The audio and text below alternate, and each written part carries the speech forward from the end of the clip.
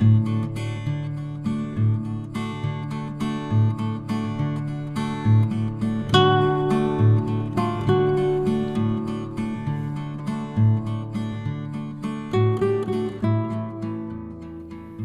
от ви казали, що ви вибрали визначені місця для своєї подорожі по Грузії. Як ви вибирали місця, щоб зображувати свої картини, щоб відобразити, наприклад, цю картину? Чому саме це місце? Чому саме ця картина? Бо що йшов дощ. І саме з цього місця був нахил від портових кас, і я міг писати. Бо взагалі Грузія, Батумі – це такий несподіваний регіон, коли все змінюється. Це стосується і природи, і дощу, і сонця, і хвиль, і штормів, і мистецтво, до речі, теж. Мистецтво дуже змінне і воно різне. Тобто, якщо говорити про Батумі, то мистецьке середовище абсолютно ідентифікує європейське мистецтво з одної точки зору. З іншої точки зору воно повністю автентично до грузинського мистецтва, саме через спорідненість до академічної актуалізації. В чому це виявляється? Коли ми бачимо грузинське мистецтво, ми не бачимо подібного ніде. Ні Тибет, ні Китай, ні Індія, ні Україна, ні Європа. Воно абсолютно автентичне не з точки зору, що вони хочуть так зображувати. Вони так зображують, бо це їхня внутрішня потреба. А чому це їхня внутрішня потреба? Бо гори – це вже є автентичність. Як ми знаємо, у нас в Україні найкраще збереглися традиції саме в Карпатському регіоні, саме в горах, де було найпізніше провели дороги, найпізніше надійшла цивілізація. Навіть зараз в неділю ходять до церков в національному одязі і дотримуються традицій. Те ж саме відбулося в Грузії. Грузія, Сванеття, наприклад, якщо згадувати історію, це єдиний регіон Грузії, який не був завойований в середньовіччя. Сванеття географічно знаходиться так, що туди не могло пройти військо, і вона залишилась недоторкана. І саме Сванеття – це є серце Грузії, від якого, як через артерії, через вени надійшло культура, мистецтво до усіх регіонів грузинських регіонів. І Батумі – це якраз осередок такий напівтурецький, до речі. Поряд Турція. І Турція скільки там, 12 кілометрів до Турції, і це вже йде Грузія на межі з турецькою ідентифікацією, як треба жити і чому так треба жити. Вони живуть на межі, якраз акцентуючи свої грузинські уподобання, і якраз Турція не дає можливості їм розслабитися, і це йде протиріччя. Аджарія. Батумі – це регіон Аджарія. Це і гірський регіон, і морський, і прикордонний із Турцією. І в цьому є мистецтво саме Батумі, воно різне.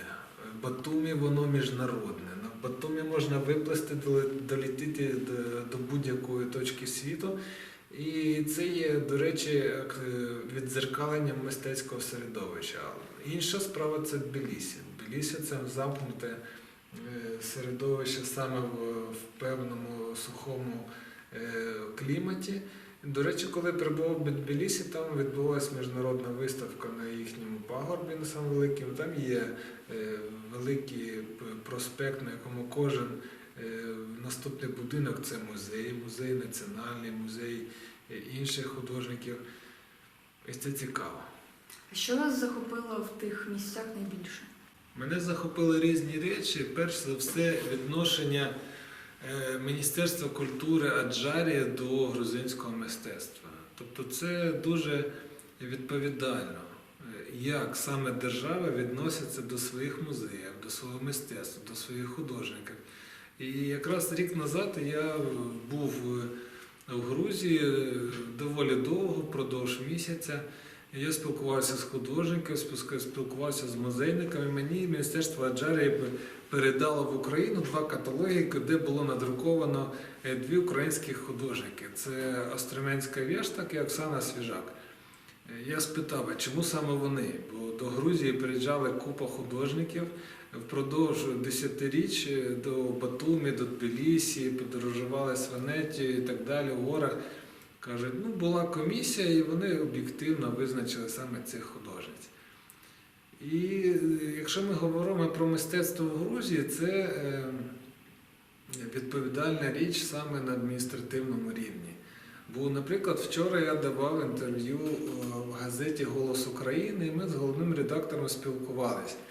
Навіщо потрібні виставки, що таке колекції музеїв сьогодні і фонди музеїв в сучасній Україні. І я нагадував про те, що взагалі як утворювались музеї України, тобто те, що ми знаємо сьогодні музеї, це, наприклад, музей Терещенка, який ми знаємо, його скуповував сам Терещенко, ці колекційні твори за свої кошти, потім це перейшло в державний фонд. Якщо в Національний художній музей, це були державні закупки в радянський період, і теж це перейшло в державний фонд. Музей Кавалерідзе теж це державний фонд, який утворився на базі сучасної України. Якщо ми говоримо про сучасне колекціонування саме музейне, воно перейшло на такий алгоритм. Художникам пропонують дарувати картини. Виходить так, що художники дарують картини, які їм самим не потрібні, і утворюються в самих музеях колекції картин, які нікому не потрібні, а дійсно справжні твори уходять в приватні колекції або виїжджають за кордон. І таким чином на рівні держави, яка не хоче фінансувати закупівлю фондів державних музеїв, ми певний пласт мистецький від початку незалежності України утворюємо просвіт.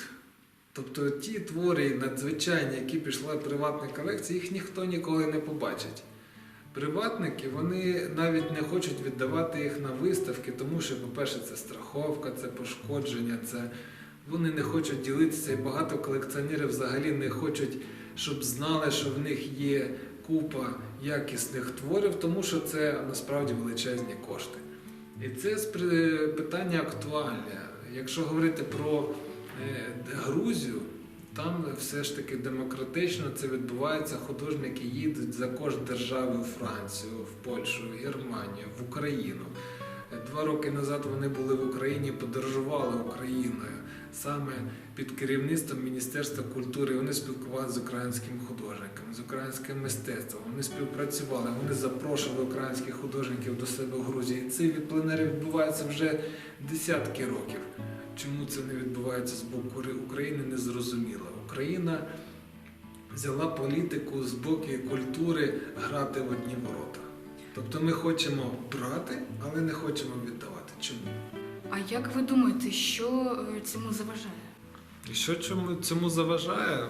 Ну, мабуть, те, що непорозуміння у влади, наскільки мистецтво має величезний вплив на суспільство. Тобто, можемо просто в історію сягнути радянський період або царський період, дорадянський, або епоха відродження. Скрізь мистецтво мало більшу вагу, ніж політика, ніж економіка. Чому? Тому що мистецтво формувало суспільну думку. Те, що люди дивляться на картини, і мистецтво – це не тільки олійний живопис, це будь-який прояв, це навіть реклама на подвір'ї. Ми на неї дивимося, якщо вона мистецька, якщо вона впливає на нашу підсвідомість якісно, то навіть незалежно, що там написано і що вони рекламують, ми приходимо додому з позитивними емоціями. І ця програма, вона діяла завжди. Знову ж повернутися в радянський період. Програма радянського періоду – це було позитивне суспільство. Сім'я, родина, любов, продовження роду і цілісність осередку на роботі. Тобто все ж таки основа сталася робота, щоб осередок на роботі і людина приходила додому із роботи задоволена усім, зарплатою, соцстрахуванням, путівкою якоюсь кудись на море влітку. Вона не піклувалась про те, щоб щось робити, як робити, вона просто працювала. Сьогодні ми займаємося самовиживанням чомусь.